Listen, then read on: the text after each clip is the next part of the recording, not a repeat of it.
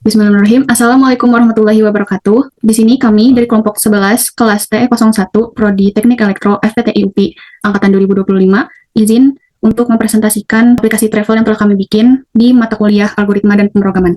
Jadi, apa sih aplikasi travel itu?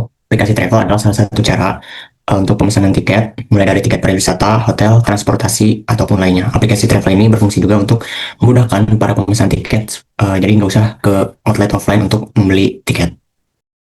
Kemudian, saya Najwa Fatima dengan NIM 2500737 izin menjelaskan di sini kami menggunakan bahasa C, terutama bahasa C++. Kemudian yang fungsinya itu untuk membuat sistem pemesanan paket wisata yang lengkap dengan adanya hotel, pembayaran, dan penyimpanan data ke file. Kemudian tujuan kami untuk membuat aplikasi travel ini adalah yaitu membuat aplikasi pemesanan travel yang berbasis bahasa C++. Kemudian memudahkan pengguna juga untuk login, memilih paket wisata, memilih hotel, melakukan pembayaran, dan juga menyimpan data pemesanan ke dalam file eksternal.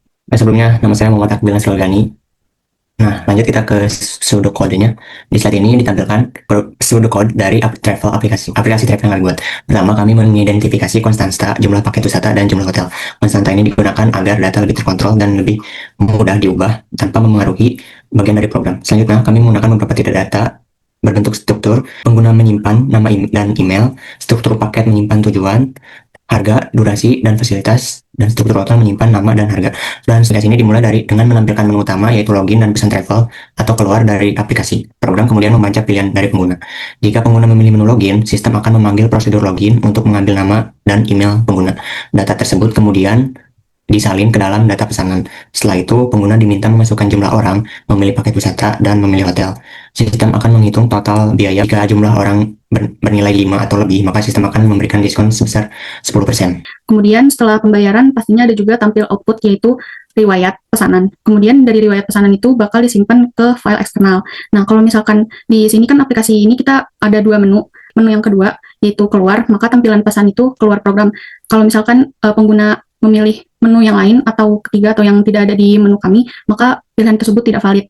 Yang pertama itu ada tampilan login user, terus nanti bakalan ada input nama, input email, lalu jika berhasil bakal ada tampilan login berhasil, terus selanjutnya ada fungsi untuk memilih paketnya. Nah, fungsi pilih paketnya kita makin integer, terus nanti dia bakal menampilkan daftar paket wisata yang tersedia, terus penggunanya menginput pilihan paket wisatanya sampai valid, terus kembali.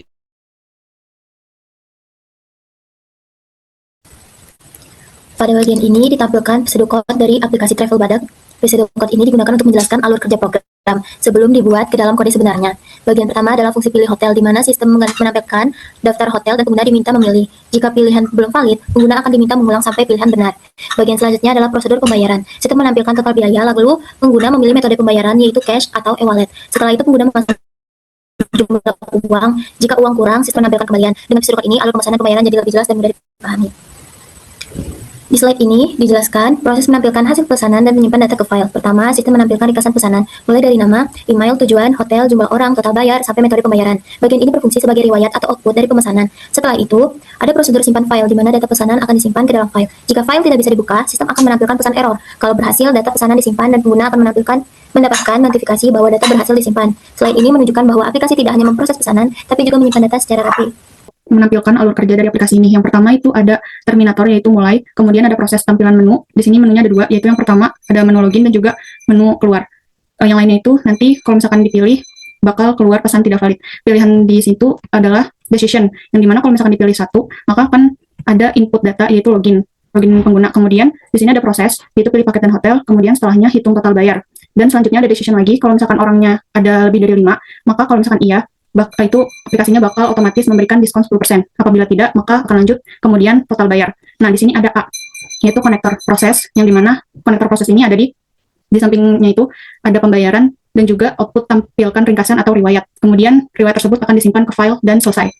Kalau misalkan menu yang kedua, yaitu keluar, maka itu akan langsung selesai. Seperti Pengolahan data berupa teks. Pertama, program mendefinisikan beberapa konstanta, yaitu jumlah paket wisata dan jumlah hotel. Konstanta ini digunakan agar jumlah data dapat diatur secara terpusat dan mudah diubah tanpa memengaruhi bagian program lainnya. Terus kami juga menggunakan struk untuk seperti struktur pengguna, paket wisata, hotel, dan pesanan. Setiap struk berfungsi untuk menyimpan data yang berbeda sesuai dengan kebutuhan aplikasi. Baik, pada bagian ini Dijelaskan bagaimana aplikasi mengatur informasi, perjalanan, dan penginapan. Semua informasi disusun dalam bentuk data, terstruktur supaya mudah diakses dan diproses oleh sistem. Informasi perjalanan mencakup lokasi, tujuan, biaya, lama perjalanan, dan fasilitas yang tersedia. Sementara itu, informasi penginapan berisi kategori penginapan beserta biayanya. Dengan pengolahan seperti ini, aplikasi bisa menampilkan pilihan yang sesuai dengan kebutuhan pengguna secara lebih cepat dan rapi. Pada bagian ini, alur utama pemrograman.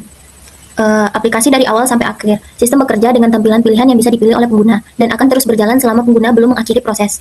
Urutan penggunaannya dimulai dari masuk ke sistem, lalu mengisi data, jumlah peserta. Setelah itu, pengguna menentukan perjalanan dan tempat penginap. Sistem kemudian menghitung biaya secara otomatis dan akan memberikan potongan harga jika jumlah peserta memenuhi syarat. Slide ini menunjukkan bagaimana semua proses disatukan dalam satu alur utama supaya aplikasi berjalan teratur. Oke, lanjut. Ini ke bagian output dan penyimpanan data. Di sini ada tampilan output, yang itu menampilkan ringkasan pesanan, lalu ada simpan file, menyimpan data ke file teks. Nah, fungsi dari tampilan output ini menampilkan ringkasan pesanan agar si pengguna ini bisa melihat apa detail pesanannya. Terus lalu fungsi untuk simpan file ini menggunakan file handling untuk menyimpan data file ke teks. Data ini disimpan dalam format terpisah. Nah, penyimpanan data itu ada di file data travel nanya.txt, modelnya append atau A, dengan format penyimpanan sebagai berikut ada nama, email, tujuan, hotel, jumlah orang, total bayar, dan metode bayarnya. Lanjut, next. Nah, ini adalah contoh dari running aplikasi travel. Sini kita bisa lihat ada perbedaan dengan diskon, yang dapat diskon dan tidak dapat diskon. Di sebelah kiri ini tidak dapat diskon, dan yang sebelah kanan ini terkena diskon sebesar 10%. Terus lanjut, Kesimpulan dari aplikasi travel ini adalah aplikasi travel ini dibuat menggunakan bahasa C dan sudah menerapkan konsep dasar, algoritma, dan pemrograman dengan baik. Program dapat menangani logika pengguna, pemilihan paket wisata dan hotel, perhitungan total biaya termasuk diskon, serta penyimpanan data pemesanan ke dalam file, melalui penggunaan struktur data, percabangan, perulangan, dan fungsi. Di next.